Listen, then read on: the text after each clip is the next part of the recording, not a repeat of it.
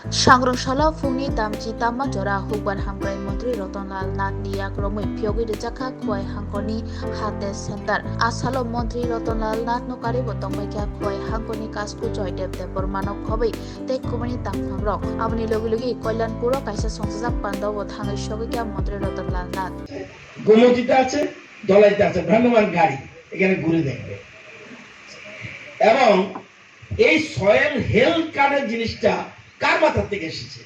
দেশের প্রধানমন্ত্রী মাথা থেকে এসেছে।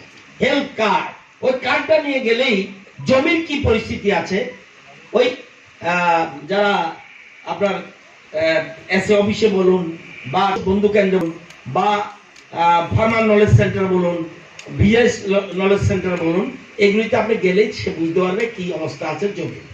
তো আমরা এটা অত্যন্ত গুরুত্বপূর্ণ, আমরা আরো করতে যাচ্ছি।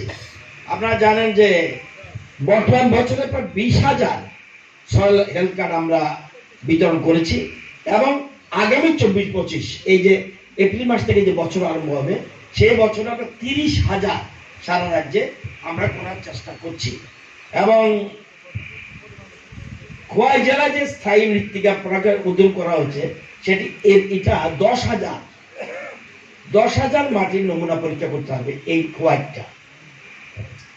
এবং আপনারা জানেন এই যে গত 6 বছরে আমরা 1,73,876 জন কৃষককে মাটি পরীক্ষা করে সয়েল কার্ড দিয়েছি। 1,73,876 জন। আপনারা দেখবেন কিরকম ভাবে দেখছেন দেশের প্রধানমন্ত্রী। আমি এত বছর রাজনীতি করি, আমার জীবনে এই ধরনের প্রধান সবাইকে শ্রদ্ধা জানিয়ে বলছি। আজকে কি করছে এই সয়েল কার্ড দেখছেন। দেখুন এবছর থেকে রাজ্য সরকার রাজ্যের সায়েন্স ল্যাব আছে, দেখবেন আপনাদের খোয়াই কলেজের সায়েন্স ল্যাব আছে, খোয়াই স্কুলে।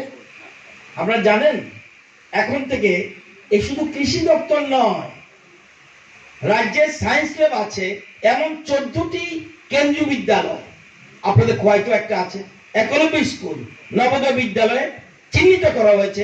এখন থেকে তারাও সয়েল টেস্টিং করবে 6 থেকে 12 পর্যন্ত। চিন্তা করতে পারেন? ওই যে বলছি শুধু বক্তৃতার জন্য কৃষি নয়, কৃষি উন্নয়ন হবে, এর উন্নয়ন বললে হবে না, তাকে পরিকাঠামো তৈরি করে দিতে হবে।